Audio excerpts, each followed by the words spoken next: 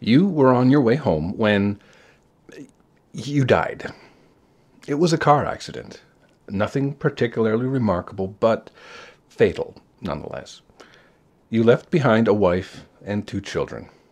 It was a painless death. The EMTs tried their best to save you, but to no avail. Your body was so utterly shattered, you were better off, trust me. And that's when you met me. What happened? You asked. Where am I? You died, I said matter-of-factly. No point mincing words. There was a truck, and it was skidding. Yep. And I died? Yep. But don't feel bad about it. Everyone dies, I said. You looked around. There was nothingness. Just you and me. What is this place? You asked. Is this the afterlife? More or less, I said. Are you God? Yep. I'm God. My kids, my wife. What about them? Will they be all right? That's what I like to see. You just died, and your main concern is for your family. That's good stuff right there. You looked at me with fascination. To you, I didn't look like God. I looked like some man, or possibly a woman. Some vague authority figure, maybe. More of a grammar school teacher than the Almighty. Don't worry, I said. They'll be fine. Your kids will remember you as perfect in every way. They didn't have time to grow contempt for you. Your wife will cry on the outside, but will be secretly relieved. To be fair, your marriage was falling apart. If it is any consolation, she'll feel very guilty for feeling relieved. Oh? You said. So, what happens now? Do I go to heaven or hell or something? Neither, I said. You'll be reincarnated. Ah, so the Hindus were right. All religions are right, in their own way, I said. Walk with me. You followed along as we strode through the void. Where are we going? Nowhere in particular. It's nice to just walk while we talk. So, what's the point then? When I get reborn, I'll be just a blank slate, right? A baby. So all my experiences and everything I did in this life won't matter. Oh, not so. You have within you all the knowledge and experience of all your past lives. You just don't remember them right now. I stopped walking and took you by the shoulders. Your soul is more magnificent, beautiful, and gigantic than you could possibly ever imagine.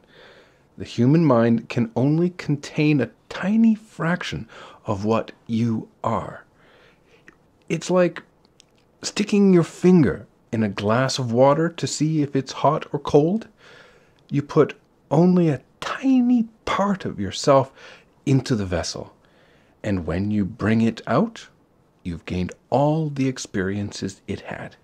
You've been a human for the last 48 years, so you haven't stretched out yet and felt the rest of your immense consciousness.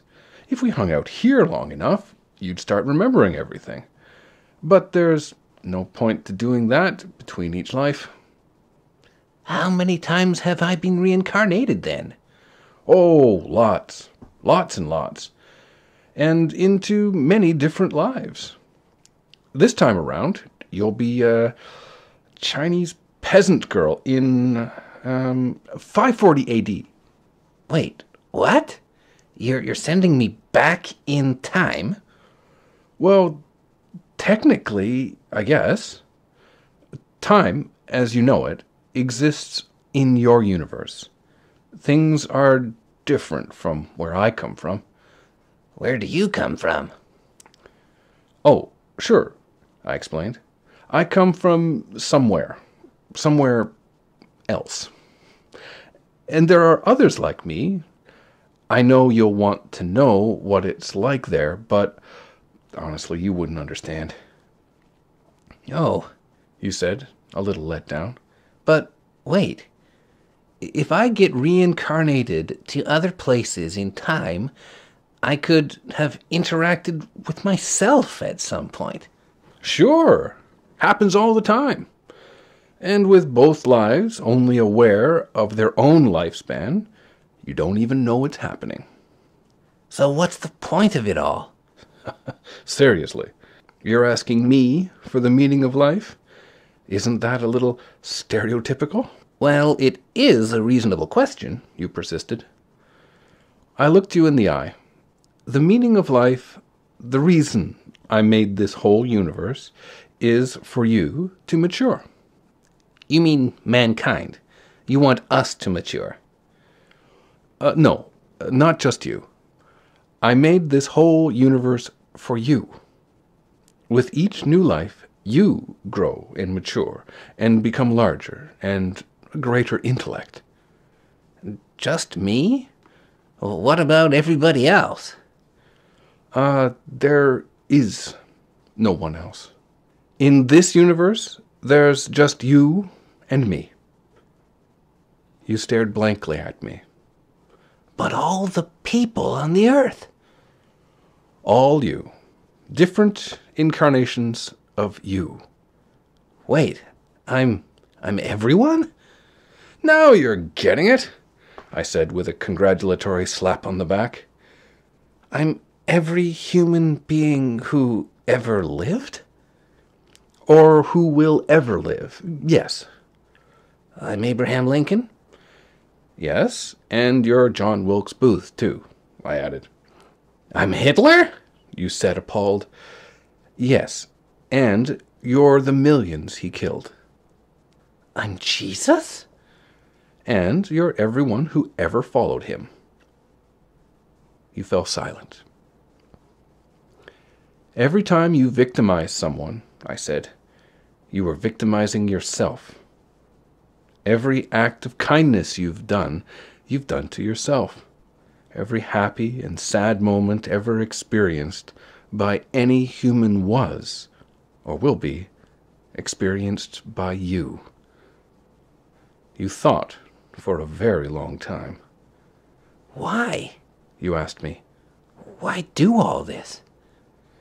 Because someday you will become like me. Because that's what you are. You're one of my kind. You're my child.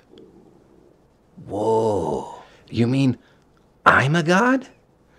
No, not yet. You're a fetus. You're still growing.